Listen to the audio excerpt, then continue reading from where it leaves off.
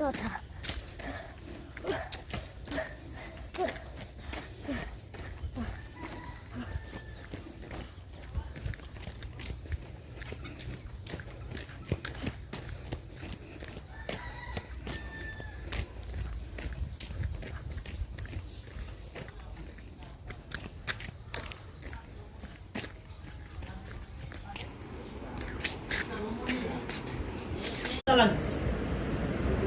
আর কি করছে আম্মা মান খাফা মাকাম রাব্বি, আল্লাহর সামনে যে দাঁড়াইতে হবে ওই জিনিসটাকে যে ভয় করে, ফাইনাল জান্নাত হিয়াল মাওয়া, আল্লাহ তাআলা বলেন তাদের ঠিকানাই কোথায়?